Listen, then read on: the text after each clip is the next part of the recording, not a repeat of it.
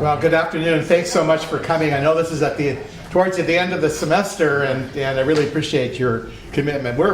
It's my distinct pleasure to have my former student, Virag Blazsek, who is a visiting scholar at Columbia University and doing her PhD at Central University, European University. And one of the things is that I taught her over 3 years in Budapest, and Professor Lipshaw was also a teacher, and Professor Engel was another teacher in our program in Budapest in international business law. Her topic, I think, will be of great interest because it's comparative and looking at how Europe and the United States have responded to the insolvency crisis. So without ado, I'd like you to give a warm welcome to Virag Blazsek. Thank you very much. It's an honor and a pleasure to be here, but first of all, it's a great honor. I'm not a very experienced presenter, so forgive me any mistake I'm going to make. This is a disclaimer, and if you wouldn't understand anything, I say please feel free to interrupt me. And I won't speak in Hungarian. I'm going to speak English today. So I'm going to talk about the European aspects of global financial developments with a focus on the regulatory and legislative issues. And this paper, I hope I will be able to publish in English, is part of my doctoral research. I'm in the last year of my SGD studies at Central European University in Budapest, Hungary. I have two main objectives today. I would like to tell you something new. You can tell me after the talk if I was successful in that. And I would like to have a clear structure of the talk. I will consume about 20-25 minutes of your time. So I'm going to talk about three main topics. First, I will give you a brief introduction about the post-2008 bank bailout cases on both sides of the Atlantic. And then I'm going to focus on an issue which I feel haven't been dealt with sufficient emphasis in the past 10 years in terms of regulation, the issue of credit rating agencies. And finally, I'm going to talk about the post-2008 regulatory reforms. I'm going to compare the US and the European legal and regulatory developments. So the main message of this paper that I believe was circulated prior to this faculty workshop is that Europe is on the wrong track when it comes to the post-2008 financial regulation. And basically, while in the United States, in the first 2 years of the financial crisis, and actually that was the time frame of the financial crisis here, in 2008 and 2009, the federal government put the main emphasis on the recovering investor confidence. In Europe, in a totally different economic environment, the main or fundamental principle behind the financial regulation was rather protecting taxpayers' dollars or euro. So I argue in this paper that as we cannot avoid a future crisis, because in market economies, crises happen from time to time, and as in a situation when investors' confidence is lacking, and that can have a direct and very short-term effect on the economy, on the real economy, it's more important in terms of regulation focusing on investor confidence. I think there is a lot of misconception about bank bailouts. So this is not a view which all scholars share. This is an article from last week's Wall Street Journal, and I wanted to quickly mention it because I would like to recognize, although it's not underlined in detail in my draft paper, that there are tendencies which run counter to international financial regulation.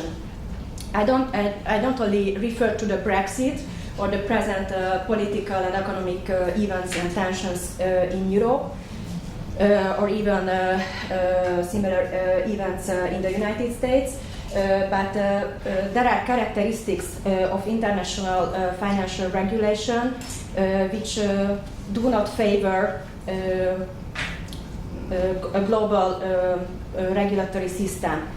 For example, right now there is a regulatory competition between London and Paris because of the Brexit.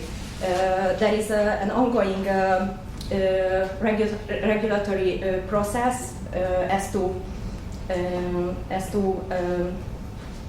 clearing houses, and Paris tries to attract the clearing houses which are at the moment in London. So that competition will be always there. Therefore, there are local interests in the US and also in several member states of the European Union, which simply run counter to a totally global system. But I'm optimistic on the other hand, because in the past decade, soft law-based global regulatory developments took place as well. I specifically refer to the Basel III criteria coordinated by the International Bank of Settlements, that's the Bank of Banks, basically. Its seat is in Basel, in Switzerland, and some jurisdictions, and actually significant jurisdictions, opted for adopting those soft laws and made it hard law. So I think there is a will and a possibility to coordinate banking regulation on certain areas, specifically on liquidity and capital requirement related issues. So let's tackle the first part of my presentation, the post-2008 bank bailout cases. So the main aim of these bank bailouts was to avoid financial panic, or in other words, systemic contagion. The institutions which faced financial distress were not insolvent in the United States, but rather illiquid. So they had enough assets and money, but it was not available at that time. And Ben Bernanke, the chairman of the Federal Reserve between 2006 and 2014, I think had a very good sense to understand that without lack of confidence on the market, the financial system simply cannot function. And this is how they started to do ad hoc bank bailouts. But then, because of democratic authorization and the importance of legality, finally the Congress created the TARP program, the Troubled Asset Relief Program, which basically provided a scheme available for the banking system as a whole. This was very useful because of antitrust concerns as well. So if the financial help is available for the whole market, then there is less distortion on the financial services market. So in Europe, when you take a look at the bailout cases, and my research is basically focused on the UK, Spain, and Hungary, what you can immediately notice is that it took place in a much longer time. So whereas in the US in 2008 and 2009 banks were bailed out, and by 2010 these banks and non-banking financial institutions paid back all the money to the federal government and with interest. So actually the federal government earned money on these bailout programs. In Europe, the bailouts created a total loss, and by 2011 a sovereign debt crisis evolved, and I believe that that contributed hugely to the political and long-term economic crisis we have right now in Europe. What is similar that on both sides of the Atlantic the bailout measures were sector-wide. So even if there was a focus on systemically important financial institutions, basically here the TARP program became available for the financial sector as a whole. And in Europe, there was a different approach because there had been more nationalization.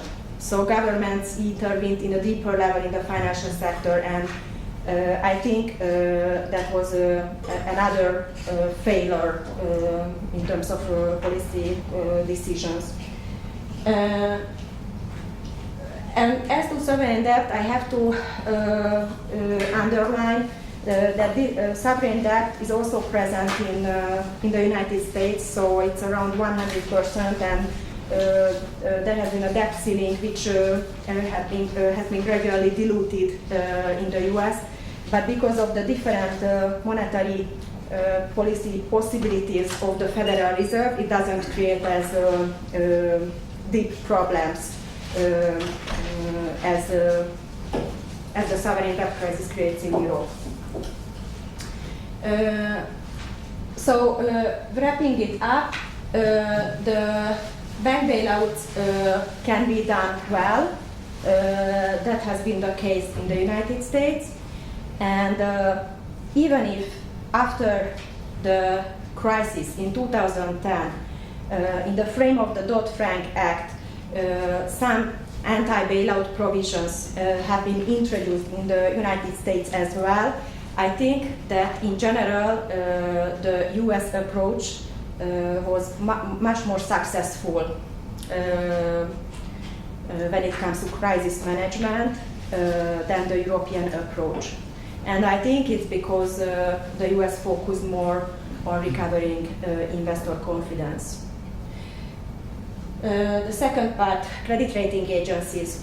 Credit rating agencies are very important for several reasons. On the most general level, if a rating of a country is good, then access to the credit is cheaper. This influences the speed of economic development directly. And maybe me coming from Eastern Europe, I have more sensitivity to this topic, because usually peripheric regions are lower rated. So we really struggle with improving the rating of our countries in Eastern Europe, because we know that it directly influences economic development. Another important effect of credit rating agencies is that the rating of a financial institution cannot be better than the rating of the country where the bank actually operates. So this means that if the country rating is, for example, in the jumbo category, as is the case in case of Hungary, then the banks, even if they are prudent and they conduct a very conservative financial management, they simply cannot get a better rating. This means also that they are excluded from providing certain types of financial services. I specifically refer to the top bank guarantees, which back most important and significant international transactions. This is just one of the effects of rating on the financial sector, but also the society as a whole is influenced because in many times the interest rate set for mortgages or for even loans for available for businesses is set based so it takes into consideration the rating of the country. And even it can change. If the rating drops, then the interest rates might increase. So what I have noted when doing research about the credit rating agencies, that they were not good gatekeepers, as we say, before the financial crisis. They didn't give warning signs about the ratings, and there are different explanations for that. For example, they did the ratings for remuneration for their clients, so actually their clients paid for the ratings of certain bonds, so they were not totally independent in that respect. And there are other approaches in the literature which mention that actually there were warning signs, and not only on behalf of the rating agencies, but for example, if you take a look at the IPO prospectus of Goldman Sachs from 1999, there is a 10-page long list of catalog about the risks on the market, and it specifically mentions economic downturn in several occasions. But somehow there was a very optimistic atmosphere, especially in the United States. So I believe that first of all, investors didn't have other source of information than these rating agencies, so they simply followed the analysis. And second, they thought that we have been quite well off in the past decade or so. So even if there will be a downturn, we might lose some money, but it won't be so bad. So they were like optimistic. And what is interesting that there have been a lot of regulatory development after the 2008 crisis, but no substantial change took place as to the credit rating agencies. So, for example, in the US, there was a Reform Act in 2006, the Credit Rating Agencies Reform Act, and they try to coordinate a little bit better or promote more reporting. And also after the crisis, the Securities and Exchange Commission required them to do more disclosure. But in terms of methodology and how they do the analysis and how much the state would motivate them to give a more sophisticated view, I haven't seen substantial developments. Now, the three credit rating agencies are all US institutions, even if Fitch, the smallest, is, I believe, partly registered in France, but they are US institutions. In Europe, we don't have one. Why? Because simply any single member state of the European Union is too small to have such a big and to create trust towards, for example, a German or a French credit rating agency. So on European level, we could have one. I don't advocate that this should be organized by the state because that would be like too strong state interference. And of course, states, especially European states, they would like to be highly rated, so I don't think that that's a good approach, but it's a fact that there isn't a single significant credit rating agency, and I think it would be good to have one because it would provide more sophisticated information for investors, because investors globally really follow the ratings and evaluations of these three agencies. And just a quick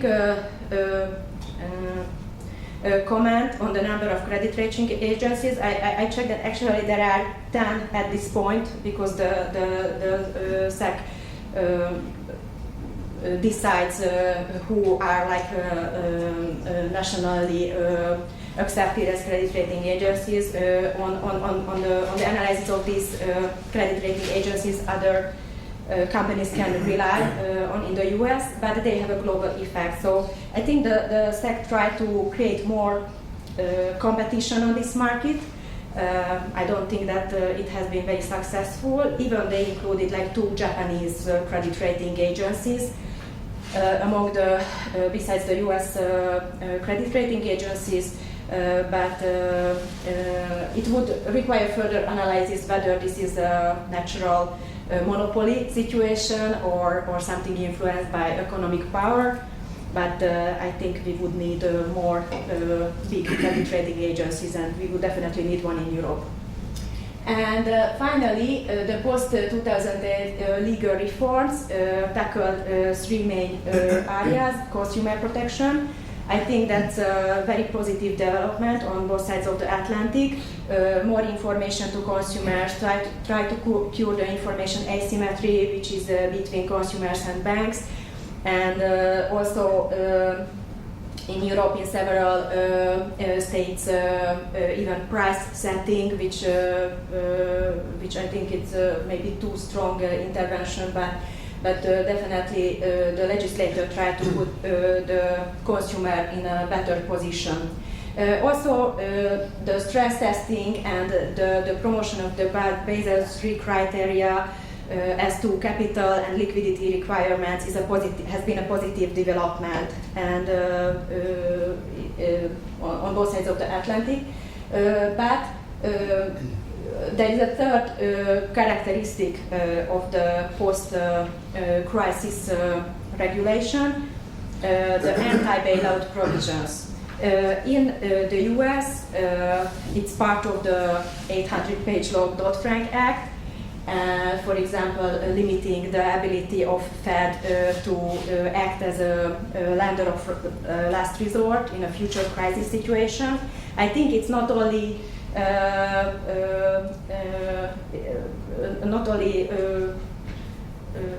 unpurposeful, but also impossible to keep in a future crisis situation. So if bigger problems will be in stake, I'm sure that the Fed will intervene again as it did in 2008. And in Europe, the main anti-bailout law is the 2014 Bank Resolution and Recovery Directive, which basically said that bailouts are excluded, and the bail-in system have been implemented. Now, the bail-in system, in principle, is a good idea. It's based on burden sharing, and the main logic is that in case of a crisis, not only taxpayers should pay the financial burden of lending a helping hand to a bank, but the burden should be shared among shareholders and creditors, and if it's necessary, the taxpayers. So one argument is that shareholders wouldn't get a penny anyways, and creditors, if they are unsecured, they are in the same shoe. But I argue in my paper that the main message is false, and it's not good, because the message the European Union sends to international investors is that if we will have future crisis and financially distressed bank, you as investors won't get a penny. So that's already part of the law. And I think in case of a regulation which is specifically tailored for crisis situations, and as I mentioned in the beginning, in a crisis the most important in my view is restoring systemic stability and investor confidence. I think it's fundamentally wrong to send that message to the market.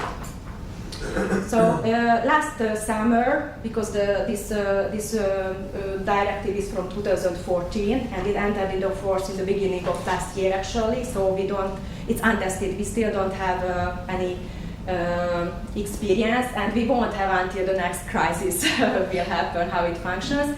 But the European Court of Justice of the European Union slightly modified the approach, or I think kind of try to correct a little bit this failure I just mentioned, and they said that the bank bailouts can be excluded in the end because these are ad hoc measures which specifically take place in crisis situations, and they also said that burden sharing is not against EU law. So basically, together with this court decision in Europe, in a future crisis, first the bail-in tool should be applied, which means that creditors and then shareholders wouldn't get a penny, and then if it's needed, in accordance with the stated regulations, which is very time-consuming, even if the Commission did a quite good and flexible job in the past few years, but it's again a very huge administrative burden on European countries. Then bailout would be possible in the end.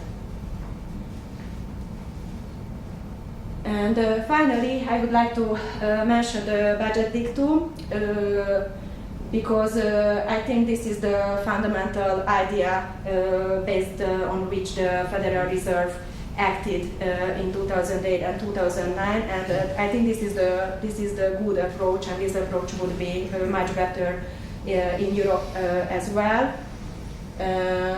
There was a bank crisis in 1825 in London, on Lombard Street, and a few decades later, Walter Budget wrote a book about how the Bank of England managed this crisis.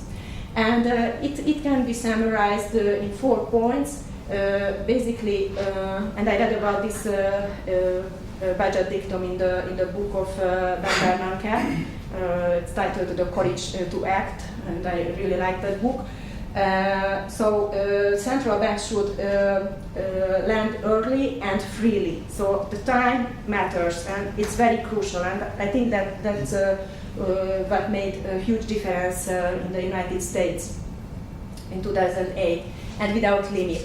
So that's a message. As Ben Bernanke puts it, if you promise unlimitedly available help, in the end you won't have to pay so much. So you have to show, as a central bank, you have to show up very generous, because that calms the market, recovers investor confidence, and you might not even need to spend so much money on rescue packages. Second, at the penalty rate. This was also the case in the United States. As I mentioned, the federal government even earned on the bank bailout packages. This is also motivation for banks, and it contributes to avoiding moral hazard. And against good collateral, that was not that requirement was not met in all the bank bailout cases, but still I think in a crisis you must be more flexible than in business unusual times. And to solvent firms, as it turned out later, most US banks and non-banking institutions were solvent, they were just not liquid. That was an element where the Federal Reserve took a risk, because they didn't have time to carefully evaluate whether that was the case or not. So in the end, these are the two principles behind possible regulation as to bank bailouts. And the US opted more for recovering investor confidence, whereas Europe put more emphasis on protecting taxpayer dollars or euros. And I would like to thank you for your attention, and I hope we will have a fruitful debate.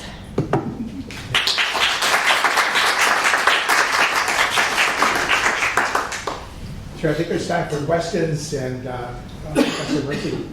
Hi, so first let me just say, I thought you did a great job presenting, and I'm not at all an expert in financial regulations, and I was able to follow it. So I commend you for your presentation.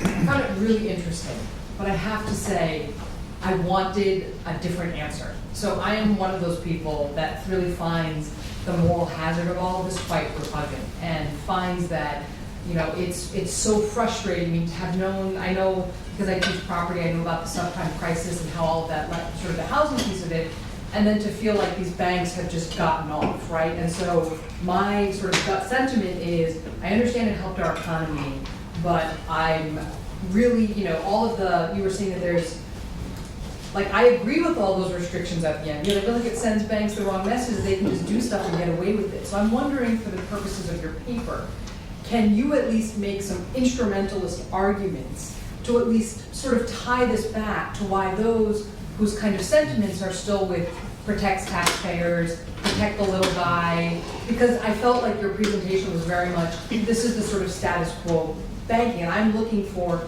well, what are the arguments that at least you can say, well, indirectly, this is at least appeasing those who are all about taxpayer dollars or protecting the little guy. Yes, so I think I just put more emphasis on macroeconomic approach. So when unemployment rate is relatively low and there is a significant, like more than 5% economic growth in a country, and the stability of the financial sector directly influences whether you have those macroeconomic data or not. I think that's sufficient motivation, even from the point of view of the citizens. So maybe that's something about which people have a misconception. And the other argument is that in the end, and I think it was not because of luck, because the US government would have been lucky, the money was recovered. So there is another type of moral hazard beside motivating the financial sector engaging into risky business activities. And that's on the side of the financial sector. So when you get money from the Federal Reserve, you are afraid that your the price of your shares is going to drop immediately, because that's a very negative message. You need the money, so your company is in a bad shape. So everybody runs to sell the shares. So these are the two main things I could say. Yes. Virag, yeah, it's so nice to see you again after 6 years back at Budapest. And what a nice presentation. I'll sort of make a comment and a question related to that. First of all, I think it, in a way, what you're suggesting reflects a very Keynesian way or approach. The idea of, you know, sort of fueling with a big bailout at the outset, a Keynesian approach, injecting something into the economy, knowing that even while it benefits the banks, it also is ultimately going to benefit the people throughout the society. Yes. Following up on Sharmila's point, though, perhaps, you know, another distinction is part of the problem in this country is that there was no criminal prosecution of some of those in the big banks who were double dealing. You know, so even though it was necessary to do something from an economic point of view, thinking that the banks are providing the liquidity for the economy and ultimately that will benefit everyone. That's a very Keynesian idea, like Paul Krugman, who writes an editorial column for the New York Times, was pushing this at a time when there was pushback in the United States, particularly from the Republicans, as to the size of the bailout. So the Keynesian principles would align theoretically very much with what you're saying. But at the same time, there had to be some accountability on the level of those who were the officers, at least in some of these key financial institutions, using, for example, the Goldman Sachs example, where we knew that within one institution they were on both sides of many deals. That's where I think a lot of people find it extremely difficult to come to terms with the bailouts that were there. So that idea of individual, you know, accountability and probably criminal prosecution, apart from what you do for the betterment of the good. Yeah, so I don't want to, I'm an independent scholar. I don't work for any bank anymore, so I really don't want to favor banks more than Right. they deserve that. But actually, there were criminal proceedings, and in every 3 months, in the top report, you can see the number of criminal proceedings. Now it's possible that not the people who were actually sent to jail were like top managers of these major firms.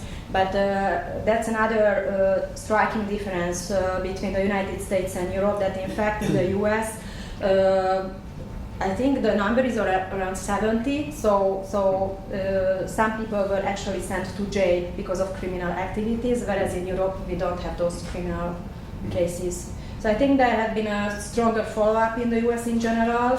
It's a very technical area. For example, the top reports are around 500 pages, so it took me quite time to just understand this area, and I think it's so much information is available, but there have been some criminal proceedings. I like your concept. I hadn't heard this before, the bail-in. Before you have a bail-out, bail-in first, and let's deal with the unsecured debt and conversion of the equity first. And that didn't happen either, which I think is a part of the executive compensation combined with no accountability whatsoever. And I'm thinking that at least the bail-in proposal, for example, in Europe, with the Glotkin case, might be a little bit way of getting more accountability here. That before you even ask us, we want to see that you have been right down to the bone, that you've got the executive compensation to the bone, which I go further, than it's just unsecured debt. So the second point I wanted to make is more of an observation.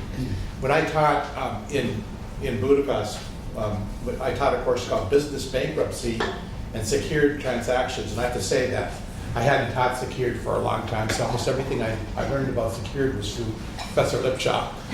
But after about, and so at the point we were talking about that, we were talking about in the class, a discussion is that one of the barriers, I remember you made the comment and other students made the comment, that borrowing was actually difficult. They didn't have a good infrastructure for it. And we thought that the idea of having maybe a UCC secured transactions would add certainty and would have kinds of rules. And you told me this morning at breakfast that in fact, only 3 years after the course, Hungary adopted many of the features of Article 9, Yes. which may actually help in the lending. And I actually think there's a concept called legal lag here, that Hungary had a very archaic form, partly from its past with the communist bloc, but they had a very archaic view of what borrowing was. And I'm wondering whether that could account for one of the reasons why Hungary's economy lagged way behind, just because that their legal infrastructure wasn't up to date. And I'm just thinking that maybe by having a more up-to-date lending structure in the future, at least, could be part of the solution too.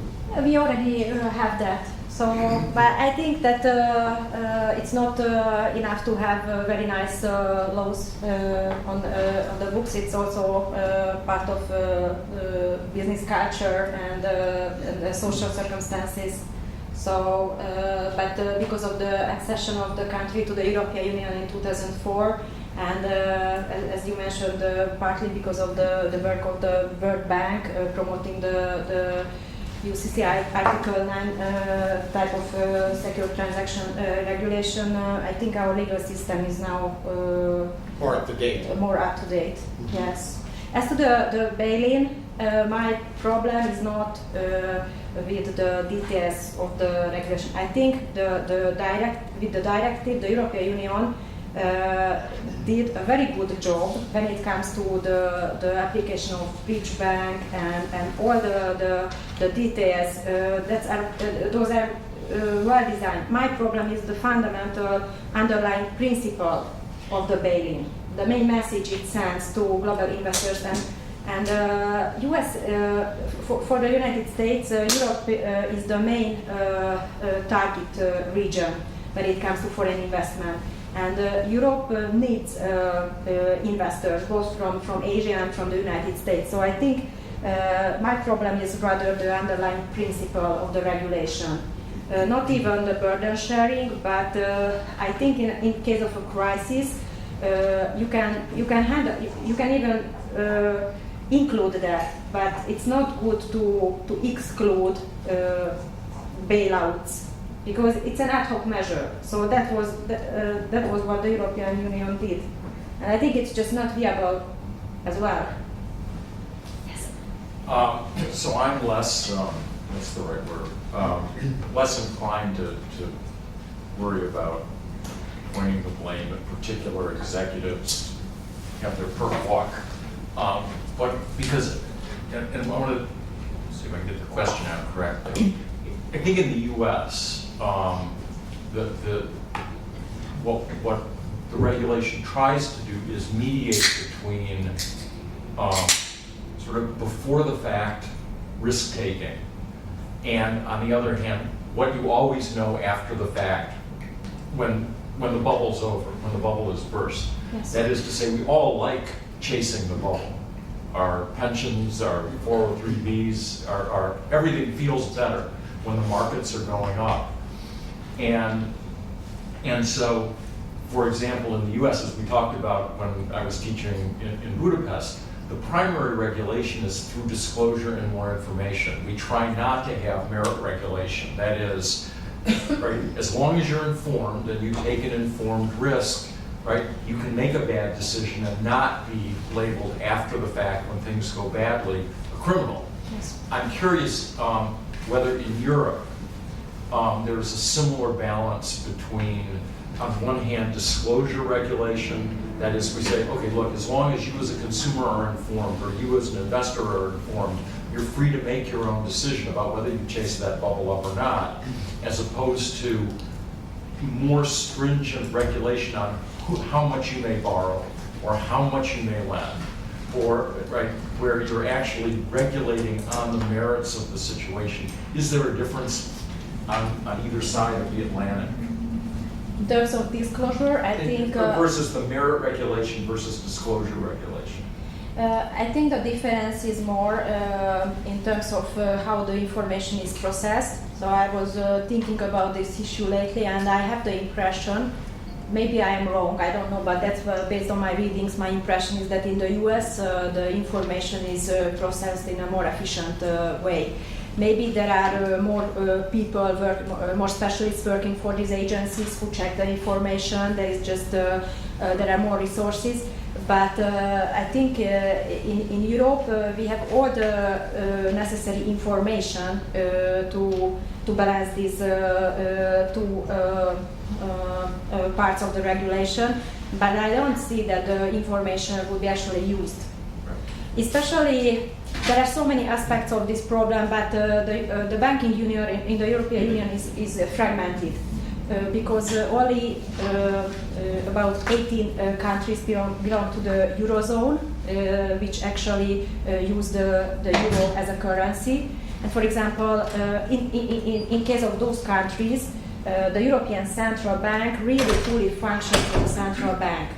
So, and the local banks, for example, the Bank of Spain functions just as a branch of the Frankfurt-based European Central Bank. But in case of Hungary, the Hungarian Central Bank is totally independent in terms of monetary policy. I was thinking about this, you were answering, I was thinking about even more. So let's say the ABN AMRO Bank in Holland decides that it is going to make an investment in synthetic collateralized debt obligations, which are an index that Goldman Sachs has created in New York. And the reason they're doing it is because their competitor banks are getting decent returns out of that, and they invest in that, and it turns out it's terrible, and they lose tons of money. They lose tons of money. And the question is, are the Europeans more inclined to say, well, what we ought to do is simply say that the ABN AMRO Bank cannot invest in that kind of obligation, that disclosure simply doesn't work, that what we're going to do is solve the bubble problem by not letting them chase certain kinds of investments? I think there are limitations as to what kind of business activities you can conduct. Yeah, So- because I just think it's in the US, we're less inclined to do that. We're less inclined to actually put specific merit regulation on what it is that a bank can invest in or chase. Yes, because the European approach is it represents more intervention in the economy. And actually, in principle, I don't like that. But I am biased because I'm coming from a country where the state doesn't function very well. So I think the smaller the state, the better. But definitely the European Union also extended regulation on these areas. Would you extend your bailout argument to other kinds of bailouts? I'm thinking particularly Greece, Crete, more recently in the United States, quietly Puerto Rico. I mean, is this a general principle of bailouts, or does this really apply to the particular crisis of 2008? Yeah, so you mentioned examples of sovereign, the bailout of a sovereign. I would rather compare the bank bailouts to bailouts that took place in other sectors, such as the car manufacturer in the United States. And the difference of those bailout packages was that they didn't pay back the money. So I recognize that the financial sector is in a very special position because if it functions efficiently, it directly affects the good functioning of the real economy as a whole. So I think this is why I dare to strongly argue in favor of bank bailouts. And the other sovereign bailout of sovereigns and of other sectors is beyond the scope of my research, but I think those have different characteristics, definitely. So I wouldn't extend at this point the principle to those areas. Professor Engel. Great talk. And this is Virag's first talk, so pretty amazing. First of all, we're very faculty. Okay, so I just have a couple of things. I mean, one is that the behavior of the bank, it's a couple of points and a couple of questions. So the behavior of banks that was problematic was not just risk-taking. It was developing products like SIVs, where they were offloading liabilities and then backing them up with garbage. So, so it's not just, when you think about criminal activity or personal liability, that is a very different thing than taking risk. And disclosure doesn't help. Because if you look at the disclosures of the SIVs, it doesn't work. And I think one of the criticisms going to, I think it was Chris's comment of what happened in the US in the bailout was that there weren't any clawback provisions. There were no limits on executive compensation. And that was, I think, a huge mistake because it could have helped to, I think, change the culture and behavior. I think also that, you can't talk about the bank bailout without talking about AIG, which was bailed out, and it is technically a bank because it was a bank holding company because it had this little tiny bank, but it really wasn't a bank. And that's what enabled Goldman Sachs to come out solvent, was because they had so many swaps with AIG. But that's different than bailing out a bank, right? I mean, if you think of it, and had AIG not been bailed out, there would have been a daisy chain of failures throughout the financial system. Goldman Sachs would have gone down, a number of other firms that were doing, cross-collateralizing things. So my questions are, one is, what is your measure of success? I mean, I understand looking, at the economy as a measure of success, but in the United States, we have between 8 and 9 million people lose their homes, which has had a tremendous effect on the market. It's been incredibly costly to school systems because kids are moving around. We don't have enough rental housing because we had such an emphasis put on house buying. So rentals are becoming unaffordable. I mean, just in Boston, it's a huge problem. And the dislocation has also meant tremendous financial distress because people have had to leave their jobs. They're using their savings, they're borrowing against their retirement, liquidating their retirement, all this kind of stuff. Which I don't think just looking at unemployment and GDP captures that. I don't think.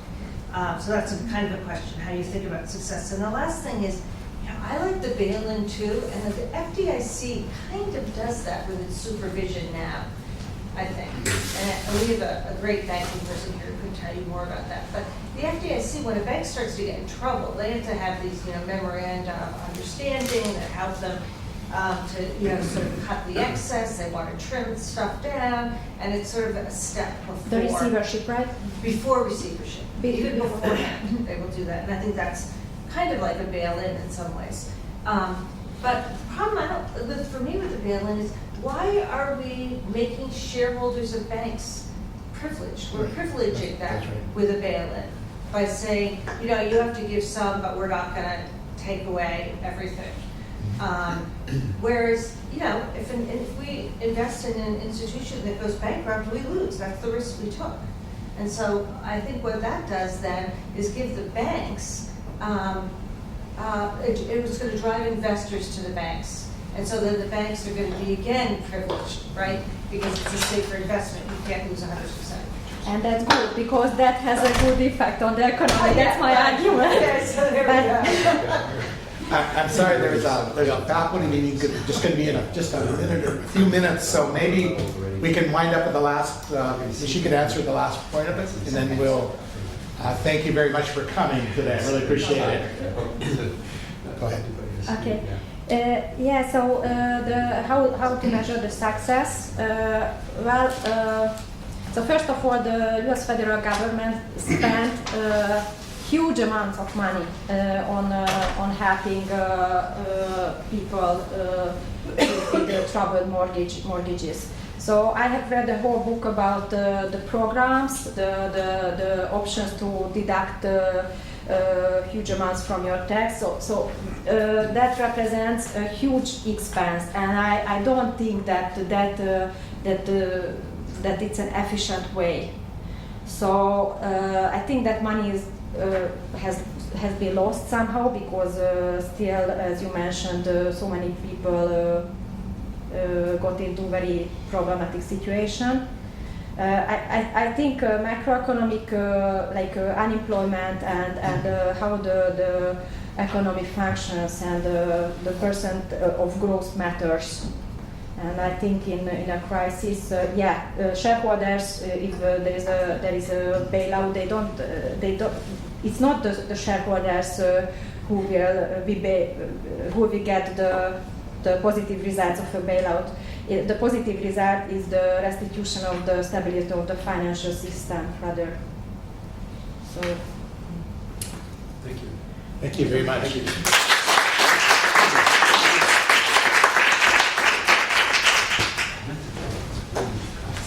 Okay. You're just